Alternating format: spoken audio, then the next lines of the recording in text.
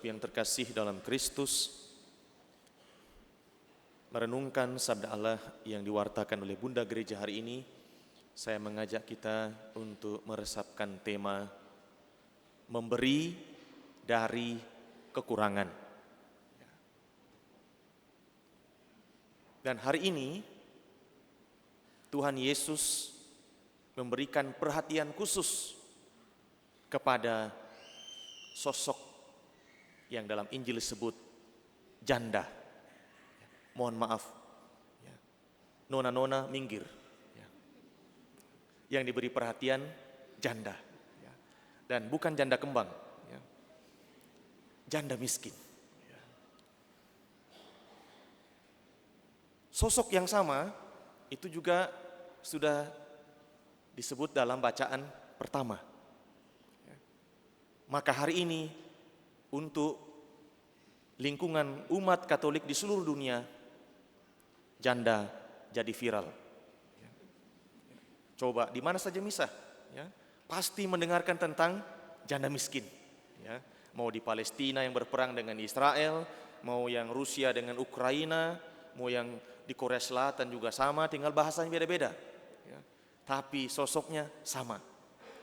Mau sampai di Papua, di ujung Bovendigul sana, mau sampai di Manado, sampai di Pulau Miangas, Pulau Selatan sampai di Rote, sama saja, sangka meleba. Sosoknya satu, janda miskin. Mengapa janda ini memikat perhatian Tuhan Yesus? Bukan karena Tuhan suka janda-janda, seperti yang dikatakan tadi ahli Taurat, yang mencaplok jumlah rumah janda-janda. Mereka sudah tidak punya pelindung, yaitu janda pada zaman Tuhan Yesus itu tidak punya jaminan siapa-siapa secara sosial, apalagi secara ekonomi, tidak punya sumber, karena semuanya dipegang oleh laki-laki. Kalau duda mungkin, maka duda tidak diperhatikan oleh Tuhan, karena mereka masih punya pegangan. Janda tidak punya apa-apa, sudah itu dikorbankan lagi oleh ahli Taurat, diperas, diambil semua, diekstraksi semua potensi dan apa yang mereka miliki. Tuhan Yesus kebalikannya, mengangkat sosok janda ini yang memberikan persembahan hanya berapa koin, 2 koin, tapi itulah seluruh nafkahnya. Dengan kata lain, kalau itu dia persembahkan, maka habis itu dia akan puasa, menurut logika manusia.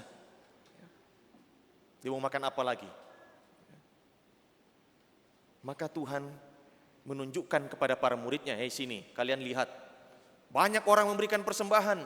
Yang kaya, wah mungkin seperti orang musyaweran, sebelum kasih masuk dia putar-putar dulu, lihat berapa nolnya. Ini merah atau hijau atau biru, baru masukkan. Tapi janda ini kodong, dengan kesederhanaannya, mungkin belum tentu dia punya dompet, mungkin dia gulung-gulung saja itu uangnya dan kemudian masukkan di peti persembahan. Dan Tuhan memperhatikan itu. Kalau si janda ini, ibu janda yang sederhana ini mempersembahkan hidupnya, mereka yang kaya memberikan dari kelimpahannya. Artinya apa? Yang tidak diperlukan lagi. Karena apa? Dia sudah punya lebih banyak lagi. Mereka sudah punya cadangan sini, kanan, kiri.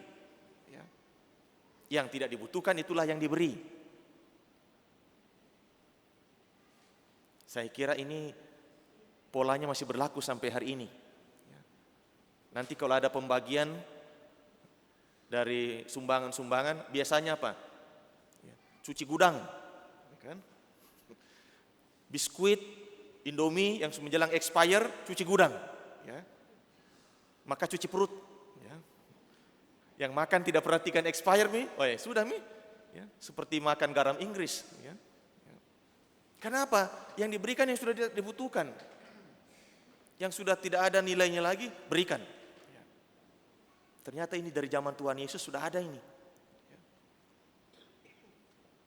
Yang sudah tidak kita butuhkan kita berikan. Di balik itu sebetulnya ada mentalitas. Orang merasa aman karena ada jaminannya, harta yang dimiliki. Tapi lupa, sebetulnya yang menjamin bukan harta itu, tapi Sang Pemberi. Siapa itu? Tuhan sendiri. Coba Bapak Ibu mau punya apa? Kalau tiba-tiba ada bencana, swab bersih semua. Masih bisa kejar harta itu? Dan kalau malam ini Tuhan datang bilang, saya ambil kok. Kau mau bikin satu bank sebesar BCA atau ABC? Terus untuk apa semua itu? Apa akan menjamin masuk surga? Tidak. Inilah sesungguhnya yang mau diberikan insight, pencerahan oleh Tuhan Yesus. Bahwa kita butuh harta benda, ya Tuhan pun menggunakan sarana, fasilitas. Bahkan banyak perempuan-perempuan yang kaya seperti istri Kusa ikut berpartisipasi dalam misi Tuhan. Tetapi bukan harta ini yang menjamin, tetapi Sang Pemberi, Sang Pemilik alam semesta ini. Dan itulah yang membuat bobot pemberian janda miskin ini sangat tinggi nilainya. Sehingga Tuhan Yesus mengatakan, janda ini memberi lebih besar daripada mereka semua yang memberi dari kelimpahannya. Janda ini memberi dari kekurangannya. Mungkin ada yang bertanya, kenapa dia memberi dari kekurangannya kok dong? Ya. Karena dia percaya hidupnya sendiri adalah anugerah dari Tuhan. Seperti janda dari Sarfat tadi, ketika Elia mengunjungi rumahnya, lalu sang nabi mengatakan, ibu, tolong saya buatkan saya roti. Ibu ini mengatakan apa? Gang, ini mumi habis, saya punya tepung kok dong. Ya. Minyak mumi habis juga. Terus kalau ini saya bakar nanti selesai mati mak saya dengan anakku, tidak ada yang saya makan. Tetapi sang nabi mengatakan, percayalah, kamu buat dulu roti untuk saya, tepung dalam tempayan, minyak dalam buli-buli, tidak akan habis sampai Tuhan menurunkan hujan. Apa yang dilakukan oleh janda itu? Dia melakukan apa yang disampaikan oleh sang nabi. Apakah dia mati kelaparan? Tidak. Janda yang ini memberikan dari kekurangannya. Sama juga yang ibu janda yang menjadi figur sentral dalam Injil hari ini. Dia memberi dari kekurangannya. Karena apa? Karena imannya. Ini yang membuat bobot pemberian persembahan hidupnya itu sangat tinggi. Bahkan dijadikan model oleh Tuhan Yesus. Jadi dari kemiskinannya dia mempersembahkan segalanya. Dan ini kiranya menjadi permenungan bagi kita semua. Apakah kita memberi dari kelimpahan kita? Mari kita melakukan cross check masing-masing. Saya tidak tahu. Nanti anak-anak lihat ya, siapa yang memberi dari kelimpahannya, papa atau mama? Jamu kejawab di sini. Besok tidak ada uang saku. Siapa yang memberikan sungguh dengan keyakinan bahwa dia berbagi? Mungkin terbatas apa yang diberikan, mungkin bukan sesuatu yang berharga. Contoh konkret, banyak yang tidak mau melayani di gereja karena dia bilang, jangan dulu pastor, masih kurang ini, tahun depan masih kurang lagi, kurang ini, kurang percaya diri lah, kurang skill lah, kurang semuanya. Padahal setiap orang pasti punya sesuatu yang berharga.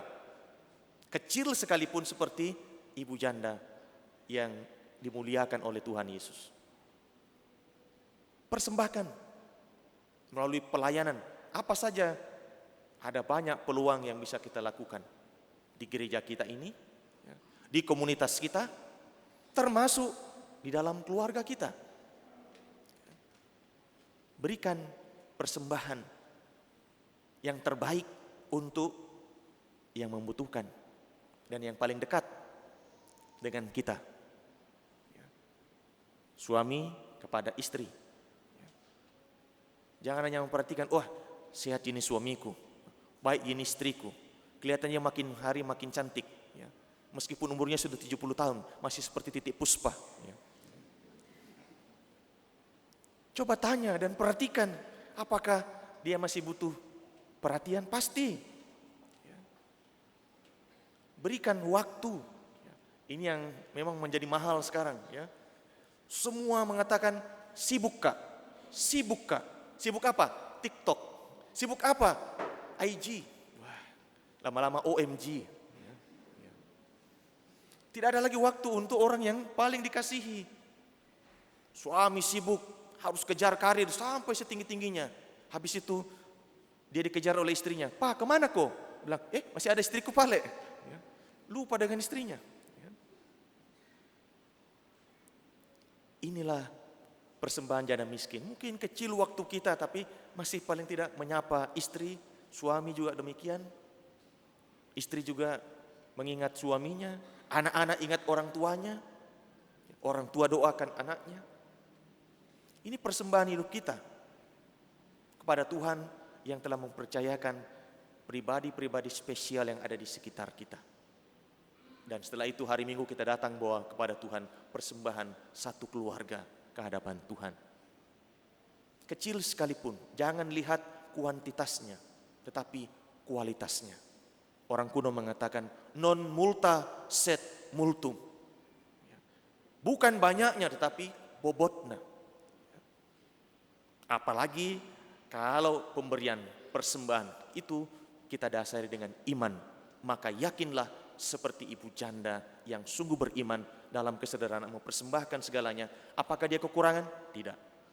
Dengan mempersembahkan yang terbaik, dengan keyakinan Tuhan yang Maha Pemurah akan memelihara, tak pernah kita akan berkekurangan. Berikanlah meskipun kita tak berkelimpahan. Persembahkanlah meskipun kita bukan memberikan emas berlian kepada Tuhan. Tetapi dengan keyakinan kita persembahkan apa yang kita berikan untuk Tuhan yang terbaik. Termasuk juga kalau ada bapak ibu di sini, orang tua yang punya anak, mau jadi pastor, persembahkan. Jangan pikir, pastor, 1 ji anakku. Atau 1,5 ji, karena setengah baru di dalam kandungan. Persembahkan. Yakin. Ini yang terbaik untuk Tuhan. Jangan hanya menunggu kapan lagi datang pastor yang ekspektasinya ini umat sangat tinggi. Harus begini, bogono, dan segala macam. Tapi anaknya siapa menjadi pastor? Bilang, biar dulu tetanggaku yang jadi pastor. Biar dulu anaknya ketua rukun. Biar dulu anak yang pengurus depas. Terus kapan kita punya pastor yang lebih baik, yang berbobot, yang kudus, yang saleh, yang cerdas, yang rendah hati, yang melayani, yang mengayomi. Dari mana datangnya? Dari persembahan umat untuk Tuhan. Maka hari ini, Bapak Ibu, Saudara-saudari, kita diajak memberi dari kekurangan kita. Dan itulah contoh konkret yang ada di tengah-tengah kita. Ibu dari Pastor Aidan itu anak satu-satunya dipersembahkan menjadi imam. Mungkin ada yang mengatakan, ini ibu tega sekali, ya. Dan memang ibu janda mempersembahkan yang terbaik, putranya tunggal, ya. Tidak ada adik, tidak ada kakaknya, tapi dipersembahkan untuk Tuhan. Mari dari konteks kita masing-masing, situasi kita masing-masing, mari kita persembahkan yang terbaik. Kita tidak akan pernah berkekurangan sekalipun kita mempersembahkan dari kekurangan kita untuk Tuhan. Tuhan berkati kita sekalian.